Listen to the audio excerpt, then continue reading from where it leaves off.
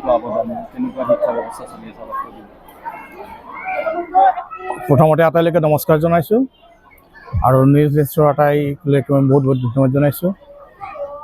Orunodoi English medium high school দক্ষিণ কামৰূপৰ ভিতৰতে এখন আগশাৰী অনুষ্ঠান আৰু 1978 চনতে 1978তে এখন স্কুল অনুষ্ঠিত হৈছিলে আৰু আহি আজি আমি 48তম এনুৱেল ডে আমি পালন কৰিবলৈ ওলাইছোঁ। আৰু এই এনুৱেল ডে পালন কৰাৰ আগতে আমাৰ এই 48 বছৰীয়া যিটো জাৰ্ণি, এই জাৰ্ণিত আমাৰ বহুতখিনি আমাৰ অভিজ্ঞতা আৰু আমাৰ বহুতখিনি আমাৰ মানে কি তেনেকুৱা আমাৰ বহুত ষ্টুডেণ্টৰ আমাৰ তেনেকুৱা আমাৰ স্মৃতি আমাৰ আছে। আৰু এই স্মৃতিৰ মাজতে আমাৰ তাৰে দুগৰাকী আজি প্ৰাক্তন শিক্ষক, তিনিগৰাকী প্ৰাক্তন শিক্ষক আমাৰ মাজত আজি উপস্থিত হৈছিলে। আমি আপোনালোকক জনাব পাই সুখী হৈছোঁ কি যে আমাৰ ষ্টুডেণ্টকে আজি গেষ্ট অফ অনাৰ আৰু স্পেচিয়েল গেষ্ট হিচাপে আমি আনিবলৈ সক্ষম হৈছোঁ। তাৰে এজন হ'ল ডক্টৰ চয়ন ভাৱাল, তেখেত electronics and electrical department Guwahati IITৰ এছিষ্টেণ্ট প্ৰফেচৰ হয়, আমাৰ ষ্টুডেণ্ট। আৰু এজন হ'ল দক্ষিণ কামৰূপ ছাত্ৰ সন্থাৰ সভাপতি বেদব্ৰত দাস। এই দুয়োগৰাকীয়ে আমাৰ মাজত আজি থাকি আমাক যি উৎসাহিত কৰিলে, আমি নিজেও অনুষ্ঠান আৰু আমি আজি তেওঁলোক দুজনক পাই আমি নষ্টালজিক হৈ পৰিছোঁ। আৰু আমাৰ মাজতে আমাৰ স্কুলৰ পৰা 2019 চনত 10th পজিশ্যন পাই ষ্টেণ্ড কৰা মেট্ৰিকত ষ্টেণ্ড কৰা বিতমন কলিতা আজি উপস্থিত আছিলে, তেখেতক আমি পাই আজি বহুত সুখী হৈছোঁ।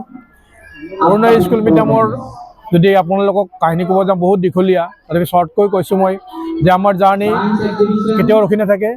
আমি দক্ষিণ কামৰূপৰ ভিতৰত এখন আগশাৰী অনুষ্ঠান হয় আৰু ভৱিষ্যতলৈ থাকিব, আৰু তাৰ কাৰণে আমি যিমানখিনি চেষ্টা কৰি আছোঁ আৰু আমাৰ শিক্ষকসকলেও যিমানখিনি নিজৰ কেপেবিলিটিৰ সৈতে যিমানখিনি দিব পাৰিছে তেওঁলোকে দি আছে আৰু ভৱিষ্যতে আমি দিব বুলি আমি আশা কৰিছোঁ। ধন্যবাদ। থাকি ভালে লাগিছে, নিজৰ স্কুলত থাকি ভালে লাগে। চেঞ্জ দেখিছোঁ বহুতখিনি আৰু পুৰণা ফেকাল্টিখিনিও আছে ইয়াতে, ষ্টুডেণ্টখিনি এক্সিবিশ্যনত চালোঁ। চ' ভাল লাগিছে আহি পেলাই। আৰু মোৰ কণ্টেক্ট থাকে, চাওঁ যিমানখিনি হেল্প কৰিব পাৰি। ছাৰক কৈয়ে থাকোঁ আমি যে আমাক মাতিলে আমি কথা পাতিব পাৰোঁ ষ্টুডেণ্টখিনিৰ লগত। ছাৰক সেইকাৰণে মাতিছে আৰু ভাল লাগিছে আহি পেলাই। বৰ্তমান এছিষ্টেণ্ট প্ৰফেচৰ হয় IIT Guwahati electronics and electrical ডিপাৰ্টমেণ্টত। চ' তাতে মই পঢ়াওঁ, ৰিচাৰ্চো তাতে কৰোঁ। চ' সেইটোৱে প্ৰফেচন ৰাইট।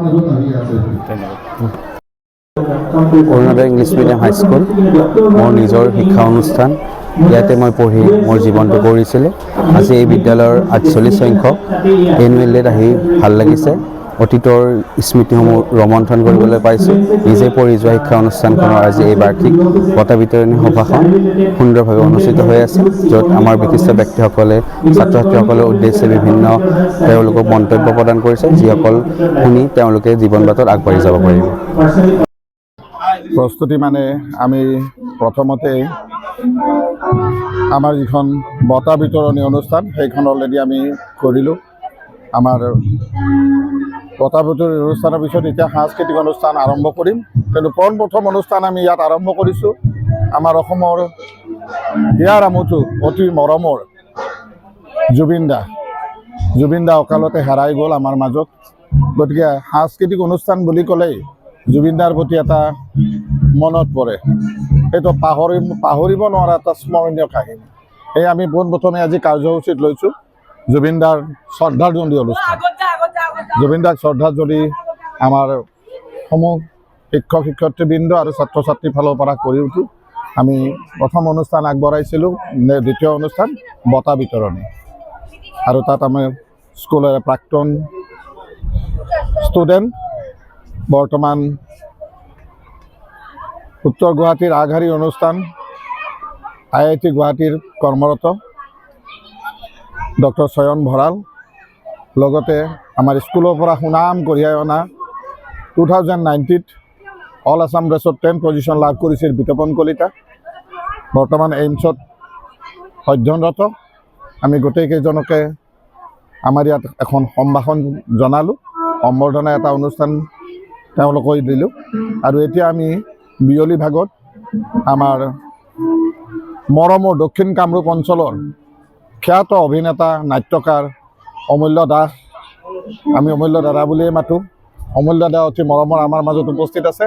তেওঁৰ দ্বাৰা আমি সাংস্কৃতিক মঞ্চ মুকলি কৰিম আৰু সাংস্কৃতিক অনুষ্ঠান আমাৰ ল'ৰা ছোৱালীৰ যি প্ৰতিভা বিকাশৰ অনুষ্ঠান হিচাপে আমি কিমান দূৰ সাফল্যমণ্ডিত হ'ব পাৰোঁ নাজানো, সেইটো চেষ্টা কৰিম।